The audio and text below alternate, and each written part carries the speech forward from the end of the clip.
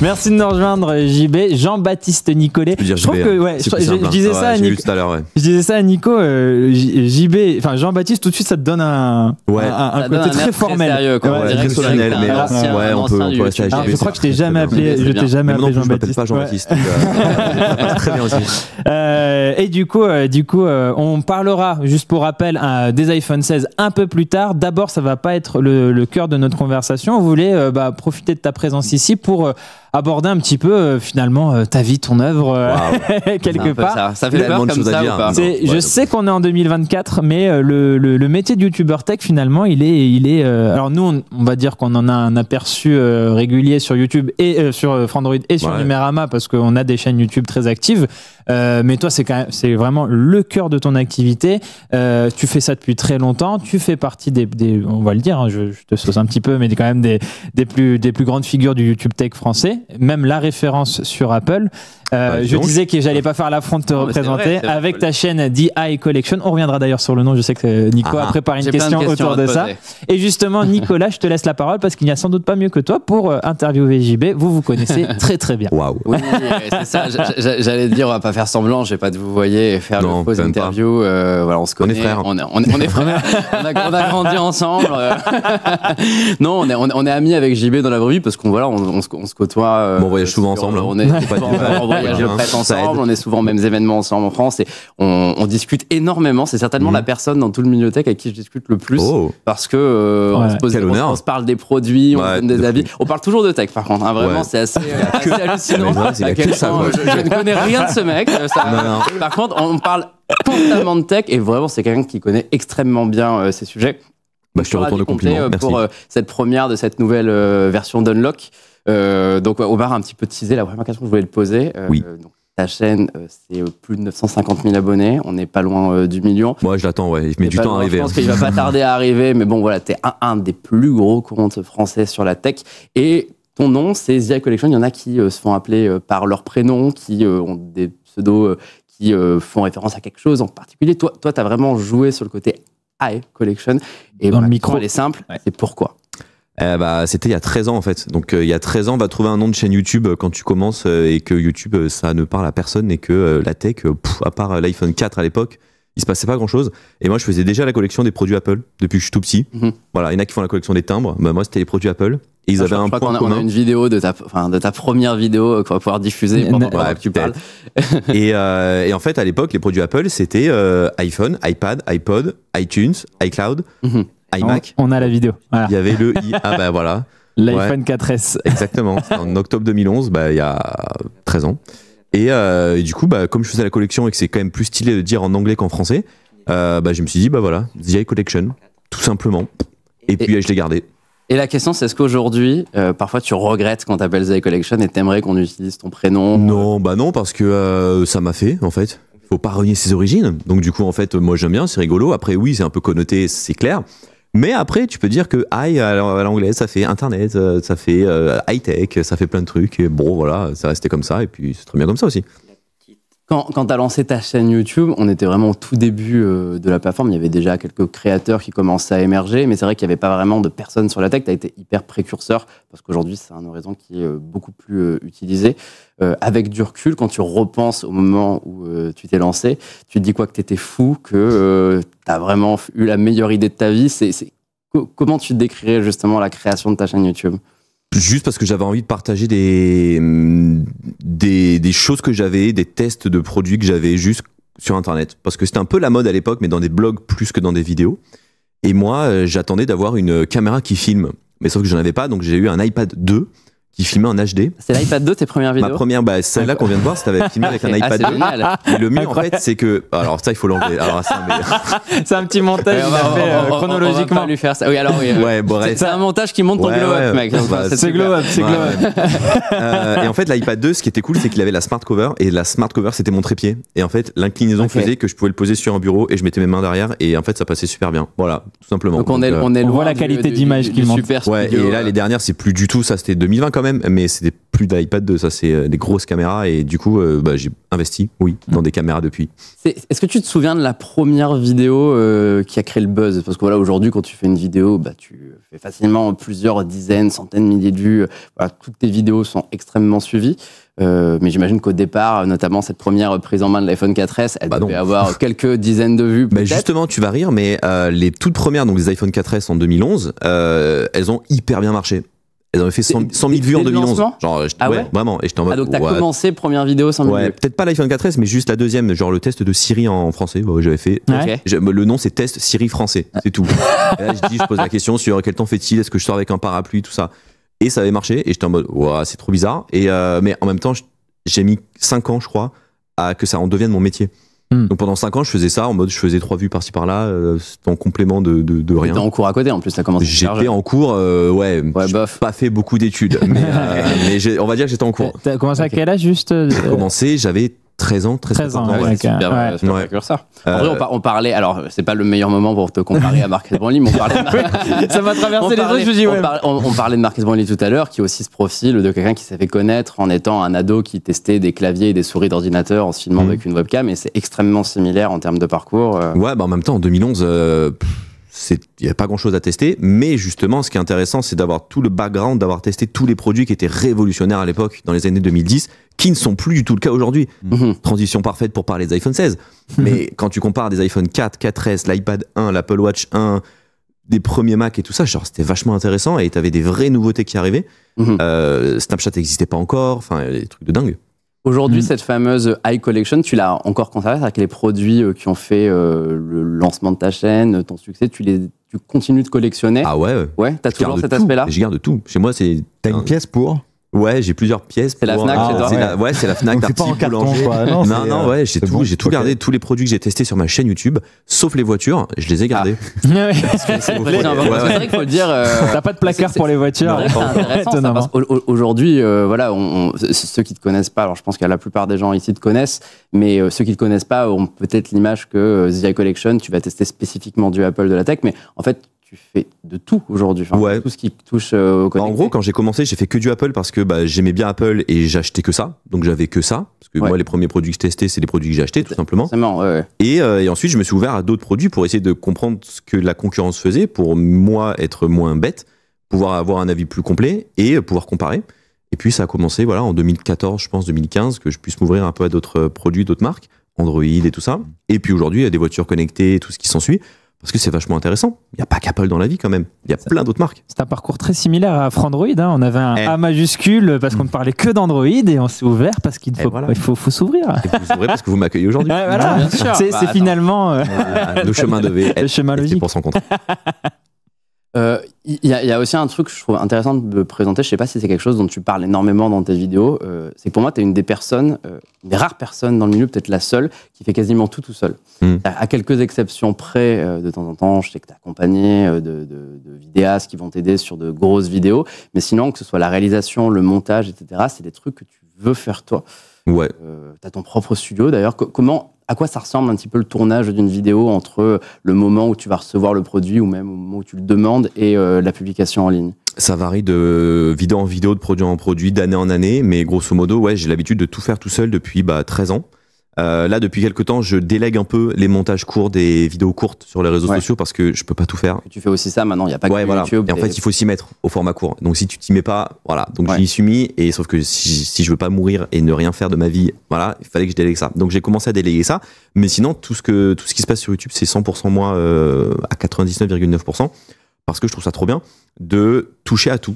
C'est-à-dire de pouvoir à la fois recevoir le produit, le tester, être briefé, écrire, tester le produit dans la rue, chez toi, en studio, filmer, trouver les idées de plans, monter, t'améliorer, tout ça. Donc moi j'adore. Ça fait 13 ans que je fais ça et j'adore toujours autant. Et dès que je fais une vidéo, je suis content de la faire et puis on s'amuse. Enfin, je m'amuse comme un petit fou, quoi.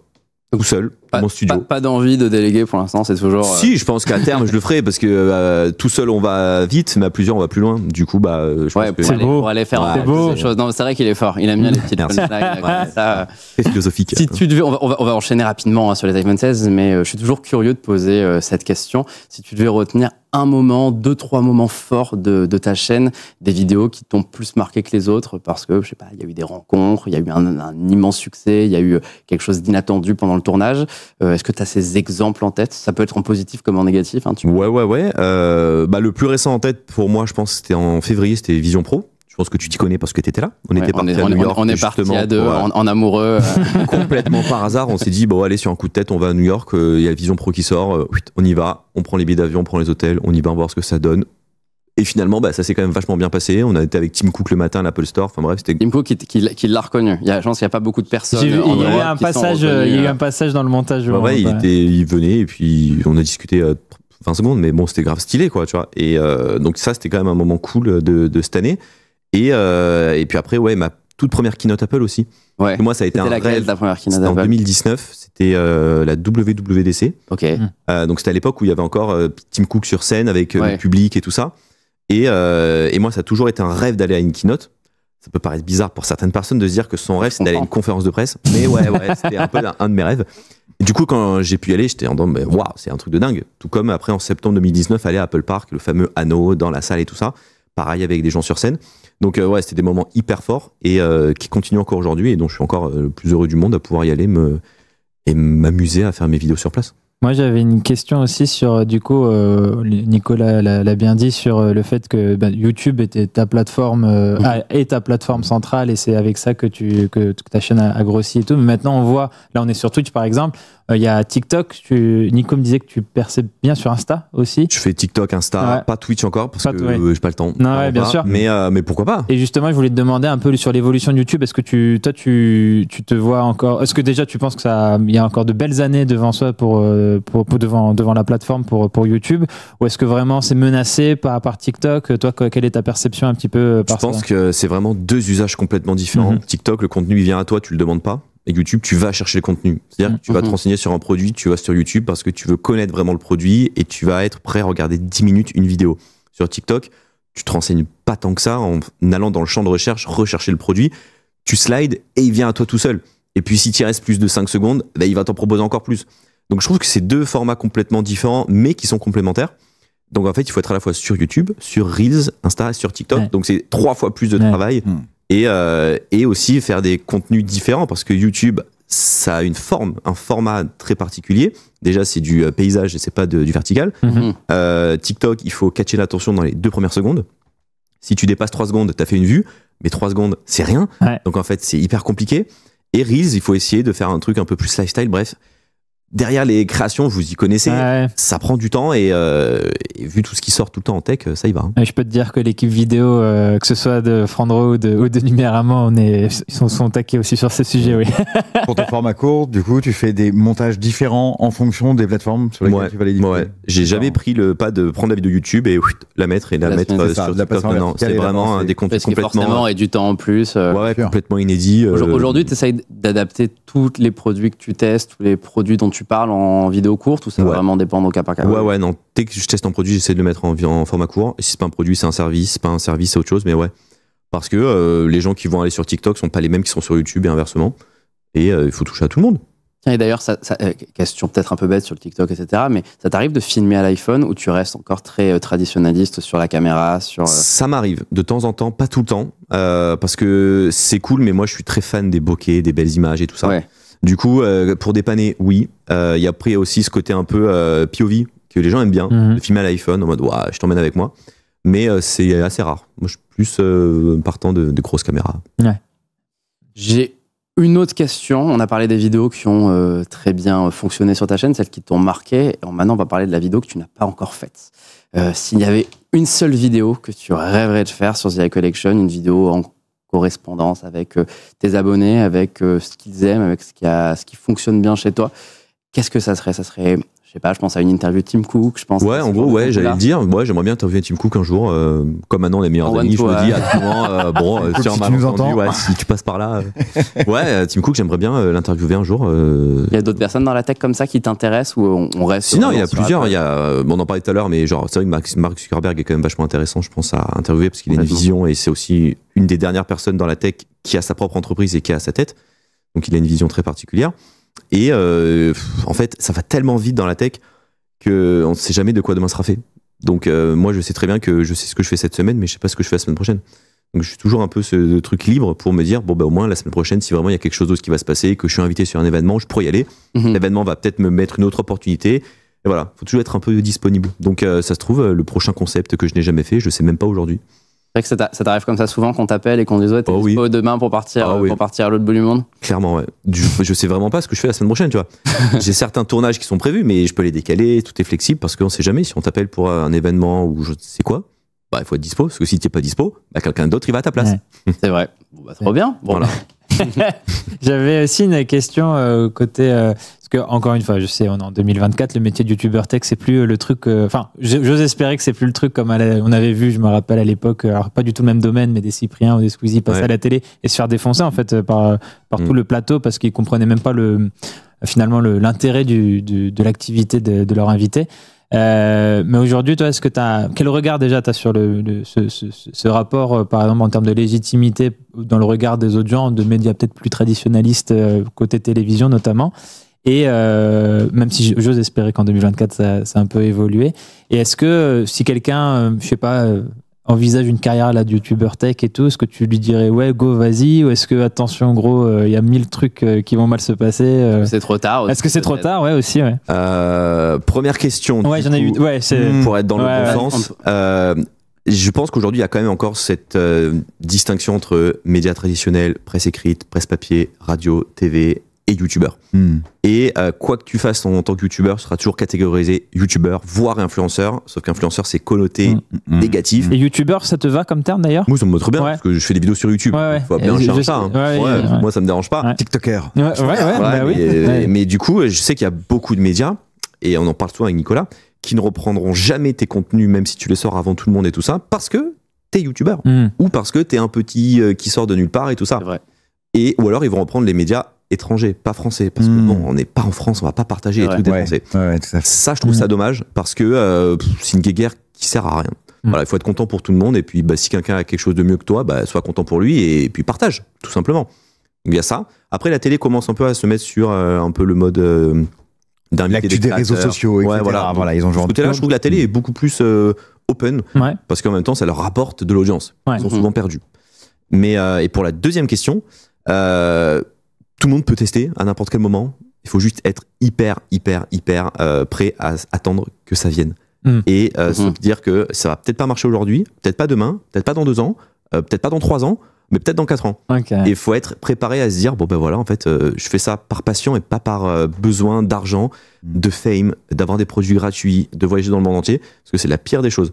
Si tu te lances dans un métier aujourd'hui, surtout créateur de contenu et ce que tu veux, il faut le faire juste par passion, parce que déjà ça se verra.